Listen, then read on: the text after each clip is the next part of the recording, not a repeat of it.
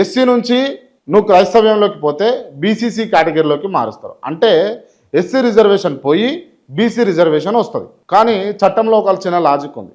హిందూ మతంలో ఉన్న అస్పృశ్యత వల్లే ఎస్సీ రిజర్వేషన్లు ఇచ్చిండ్రు.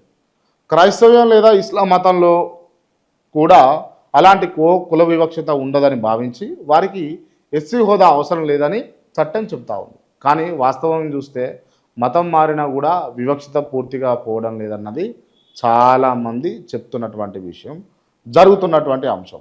ప్రాక్టికల్గా చూస్తే మాత్రం చాలామంది క్రైస్తవ మతం పాటిస్తున్నా కూడా రికార్డులో మాత్రం హిందూ దళితులుగానే ఉంటున్నారు. ఎందుకంటే రిజర్వేషన్లు కోల్పోకూడదనే భయం వారిలో ఉంది కాబట్టి. ఇప్పుడు ఈ విషయం మీద పెద్ద చర్చ జరుగుతూ ఉంది. దళిత క్రైస్తవులు కూడా ఎస్సీ హోదా ఇవ్వాలా అనే కేసు సుప్రీంకోర్టులో విచారణ జరుగుతుంది. ఇందాక చెప్పినట్టుగా కేంద్ర ప్రభుత్వం మాజీ చీఫ్ జస్టిస్ కేజీ బాలకృష్ణన్ గారి నేతృత్వంలో ఈ కమిషన్ ఏర్పాటు చేసింది. ఇప్పుడు బౌద్ధులకు సిక్కులకు ఏ విధంగా అయితే రిజర్వేషన్లు కల్పిస్తుందో కేంద్ర ప్రభుత్వం, అదేవిధంగా మరి క్రైస్తవులకు ముస్లింలకు కూడా రానున్న రోజుల్లో వస్తాయా రాదా అన్నది చూడాలి. ఇది పెద్ద చర్చనీయాంశం.